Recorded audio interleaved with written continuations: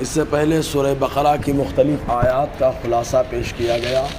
ابھی اپنے سامنے جو آیت کریمہ ہے، اس آیت کریمہ میں اللہ تبارک و تعالیٰ نے اپنی ملکیت اور اپنی بادشاہت کا اعلان فرمایا کہ زمین و آسمان کی ساری چیزوں کا مالک صرف اللہ تبارک و تعالیٰ ہے، حتیٰ کہ اللہ تبارک و تعالیٰ ارشاد فرماتا ہے انسان جو دل میں سوچتا ہے، دماغ میں لاتا ہے، تو اللہ تبارک و تعالیٰ ارشاد فرماتا ہے روز محشر اس کا بھی حساب دینا پڑے گا۔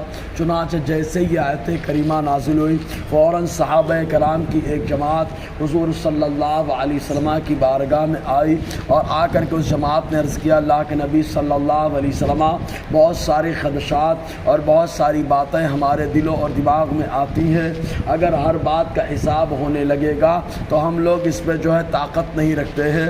رونے لگے صحابہ کرام، تو حضور صلی اللہ علیہ وسلم نے ارشاد فرمایا کیا جس طریقے سے بنی اسرائیل نے حضرت موسیٰ علیہ السلام سے سوال پہ سوال کیا، کیا اسی انداز میں تم لوگ بھی سوال کرتے ہو؟ تو صحابہ کرام اور زور و شور سے رونے لگے اور روتے ہوئے عرض کرتے ہیں اللہ کے نبی صلی اللہ علیہ وسلم، ہم ان کی طرح نہیں ہے، سمعنا واطعنا، ہمارا کام سننا ہے، فرما برداری کرنا ہے، اگر ہم سے خطا ہو جائے تو بخشنے والا ہمارا پروردگار ہے۔ بہرکیف تو اس وقت اللہ تعالیٰ نے آیت کریمہ نازل فرمائی، لا یکلف اللہ نفسا الا وسعها۔ صحابہ کرام مطمئن ہو گئے۔ چنانچہ اللہ تعالیٰ ارشاد فرماتا ہے للہ ما فی السماوات وما فی الارض، اللہ ہی کے لیے ہے وہ جو کچھ آسمانوں میں ہے اور وہ جو کچھ زمین میں ہے۔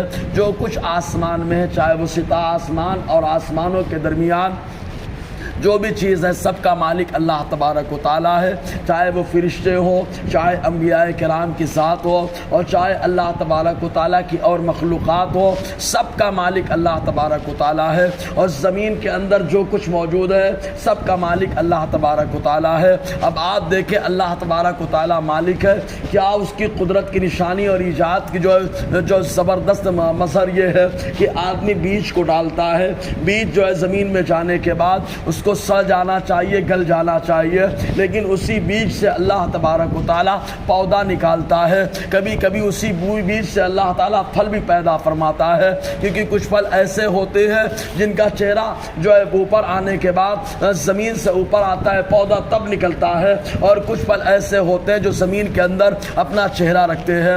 تو اللہ تبارک و تعالیٰ سب کا مالک ہے، چاہے آسمان کی چیزیں ہو، چاہے زمین کی چیزیں ہو، سب کا مالک اللہ تبارک و تعالیٰ ہے۔ مٹی کے اندر کیسے کیڑے کو اللہ تعالیٰ زندہ رکھتا ہے، وہ قادر مطلق ہے، وہ اللہ تبارک و تعالیٰ جانتا ہے کہ کس انداز میں زندگی دینا ہے۔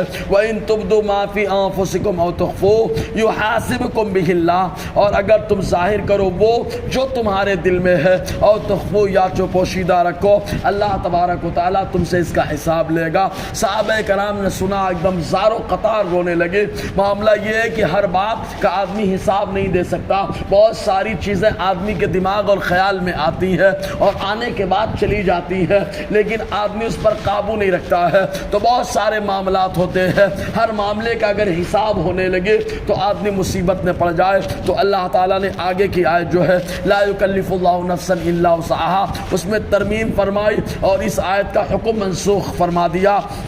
اور یہاں پر ایک بات ضرور ہے، معتزلہ کہتے ہیں روز محشر حساب نہیں ہوگا، اللہ تبارک و تعالیٰ فرماتا ہے حساب لیا جائے گا، تم کو حساب دینا پڑے گا۔ معلوم یہ ہوا معتزلہ کا نظریہ غلط ہے۔ اہل سنت و جماعت کا نظریہ یہ ہے کہ روز محشر میزان ہوگا اور وہاں پہ اعمال تولے جائیں گے۔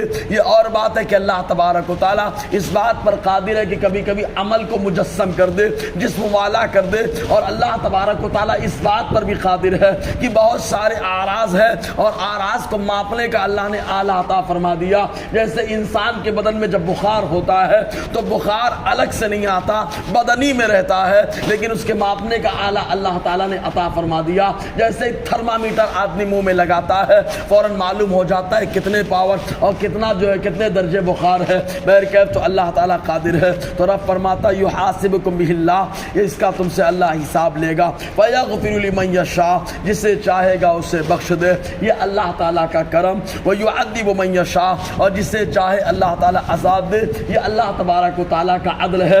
جب اللہ تعالیٰ عدل فرمائے تو ایک چھوٹی چھوٹی بات پہ انسان کی گرفت ہو جائے، اور جب اللہ تعالیٰ کا کرم ہو جائے تو بہت سارے گناہوں کو یوں ہی معاف فرما دے۔ چنانچہ حدیث پاک میں آیا بہت سارے گنہگاروں کو اللہ تعالیٰ کسی ایک عمل کی وجہ سے جب معاف فرمائے گا تو وہ خوشی خوشی جائیں گے، اللہ تعالیٰ کی بارگاہ میں عرض کریں گے مولا مجھ سے یہ گناہ ہو گیا تھا، لیکن تو نے میری عیب جو ہے عیب پوشی کی ہے، تو نے میری ستاری کی ہے، اللہ تبارک و تعالیٰ جنت میں بھیجنے کا حکم عطا فرما دے گا۔ بہرحال تو اللہ تعالیٰ قادر ہے، جسے چاہے بخش دے اور جسے چاہے عذاب دے۔ واللہ علی کل شیء قدیر، اللہ تبارک و تعالیٰ ہر چاہے پر قادر ہے، جو اللہ چاہے لے اس پر اللہ قادر ہے، چاہے کوئی بھی چیز ہو جو اللہ چاہے لے اللہ تعالیٰ اس پر قادر مطلق ہے۔ انشاءاللہ اور آگے گفتگو رہے گی۔ اللہ تعالیٰ ہم سب کو فیضان قرآن برکات